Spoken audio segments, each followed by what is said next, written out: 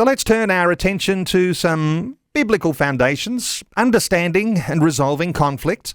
While that horrific terror attack on Israel by Hamas on October 7th has divided the world, it has exposed the ugly face of Semitism, anti-Semitism, and we might be looking as to how a conflict like this could even be resolved. Is there biblical wisdom?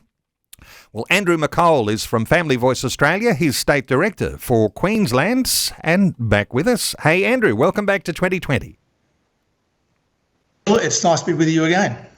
Andrew, no one will doubt we're in the deep end here. So, the conflict that is continuing on, a lot of listeners will be aware that there is a pause that's going to happen. That's going to see some of the hostages released. But the ongoing conflict is, for many, a real challenge. Where do we start on thinking about, from a biblical view, how these sorts of things might become resolved? Well, Neil, we know that things are still pretty tough over there. We know that when we have conflicts, it's important to handle them thoughtfully and carefully. And one plain principle we have from Scripture is, we find this in James chapter 4, verse 6, which says, God is opposed to the proud, but gives grace to the humble. Now, this is a frightening thing, especially if we're considering international conflict. Are the leaders proud or are they humble? Conflicts are a test of our attitude, or at least someone's attitude. How will this be managed sensibly? And the other text that comes to mind, I've quoted before, is the one from Proverbs chapter 20, verse 3, which says, keeping away from strife is an honour for a man, but any fool will quarrel. Now, is there anyone in this conflict trying to keep away from strife? And if not, what will be the likely outcome?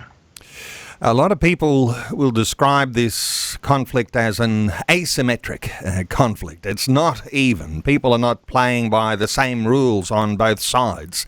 Where do we start, perhaps thinking about a biblical foundation, the thoughts that we might have about good leaders, or even the contrast, good leaders, bad leaders? Where do we start here?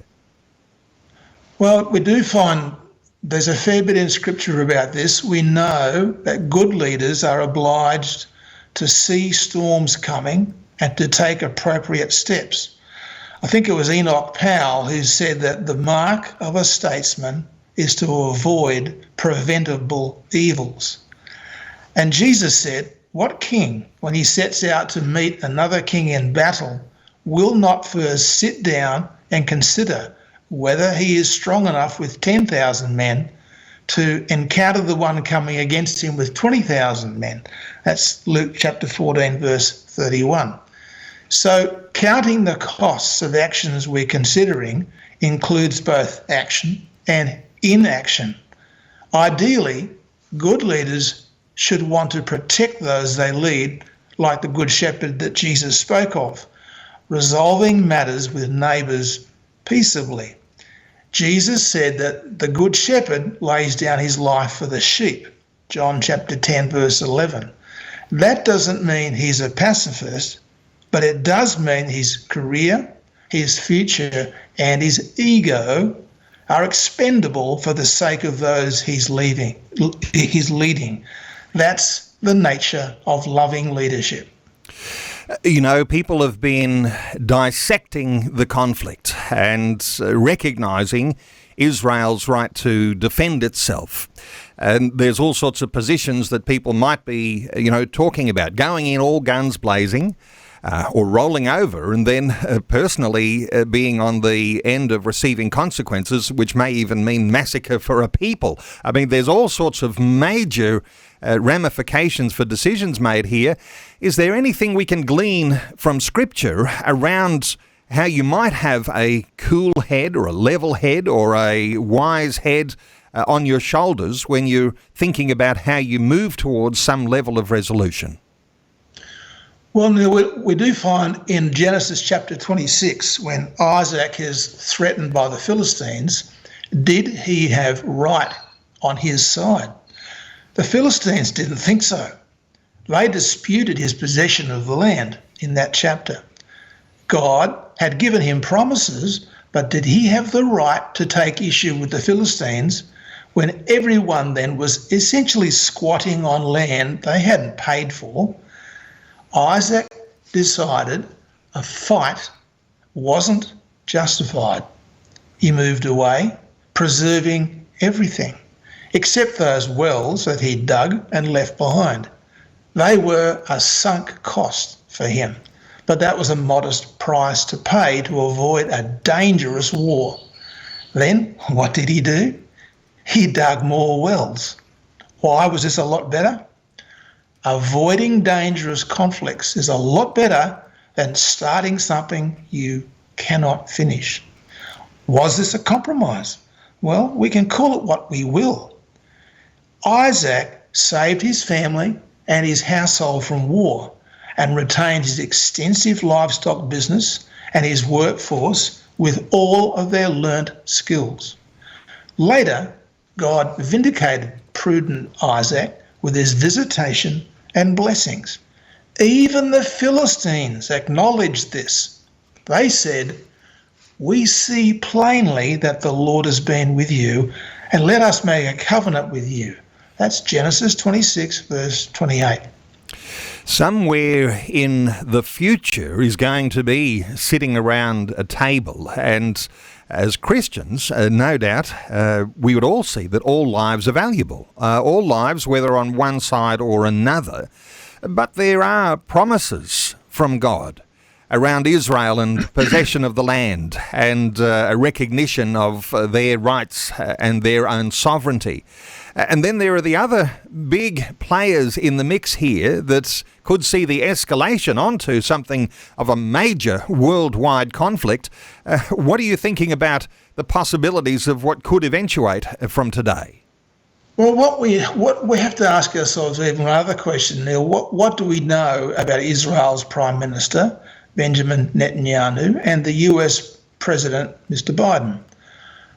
Both of them are under corruption investigations, which, frankly, they've been trying to cover up. I mean, whose son was it who possessed a rather infamous laptop? Mr. Biden recently claimed that we are the essential nation and that there is nothing beyond our capacity.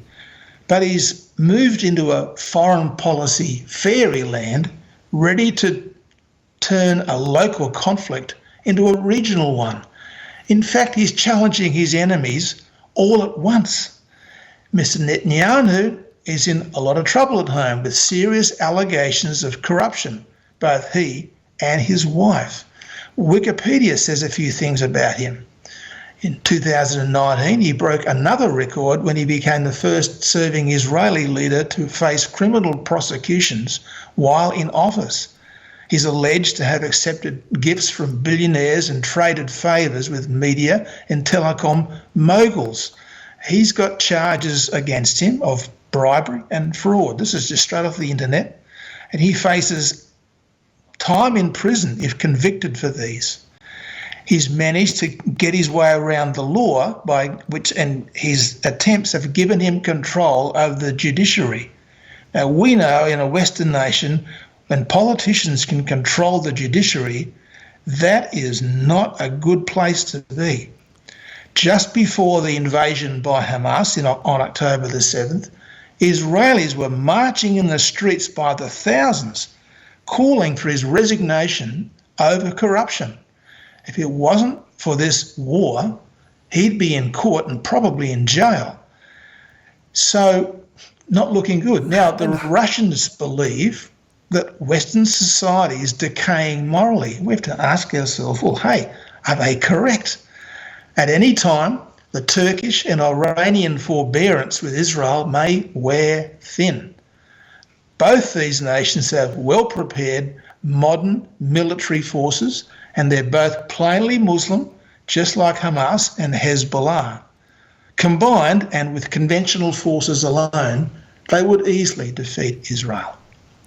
So, hey, things are not looking flash over there We've got the matter of the US, which has naval units, including carriers in the Mediterranean, with nuclear weapons on both sides. So the potential for escalation is clearly present. It's not looking positive unless something changes. Interesting, isn't it, to have a humble recognition, and where there's smoke, there's fire often in all sorts of corruption allegations, and very well to be able to draw out some of those allegations against the leaders in Israel. But of course, there is that contrast, isn't there? The enemies of Israel, like Hamas, aligned with the groups like ISIS or Boko Haram, enemies of Israel that want to annihilate them. We might not think for a moment that they're any way on any moral high ground, but it is interesting, isn't it, to recognise that there are weaknesses on both sides, and there are imperfect people who are going to be a part of any negotiation for any worthwhile, long, peaceful resolution. How do we think about, the possibilities of what happens moving forward from here? What are your thoughts here as we conclude this conversation? Well, what we know, as I said from Scripture, from Genesis, Neil, is that Isaac was able to avoid a dangerous conflict through taking decisive action, preventing bloodshed for his family. And God blessed him in that. In that very area today, the West has two delusional leaders accused of corruption, ready to take on two of the Middle East's major players, Turkey and Iran. The question we come back to is, will anyone change their attitude before the shooting starts? I want to close with a quote from Colonel Douglas McGregor, who anyone can find on YouTube, who said recently, Biden comes out of the kindergarten school of statesmanship. He's providing the perfect storm to destroy himself. There are challenges so far as leaders on every side, and a little addendum to the thoughts about what's happening in Israel now, and I was encouraged in a conversation just recently talking about the conflict where Israel now, with the conflict, is said to be never more united. Even experiencing a new level of spirituality. So there are all sorts of consequences from these sorts of things in conflict, and even leaders apologising to one another over division, soldiers singing psalms on the way to battle and calling on the Lord. There's some very interesting developments that are happening spiritually too in the nation of Israel, and no doubt we'll be doing some more on those things in times coming. But it is good to get some level of balance and insight around the fact that there are no perfect players in any of these things, and there are challenging times ahead as we move forward, and some sort of expectation that there might be cool heads, level heads, rational heads. And some are going to say there's a lot of irrational people who are involved in this debate. But look, always great getting your insights. Really appreciate you, Andrew McColl. Andrew is State Director for Family Voice Australia, the state of Queensland. To connect with Andrew at familyvoice.org.au. familyvoice.org.au. Andrew, thanks so much for your update once again today on 2020. Thank you, Neil. Always a pleasure.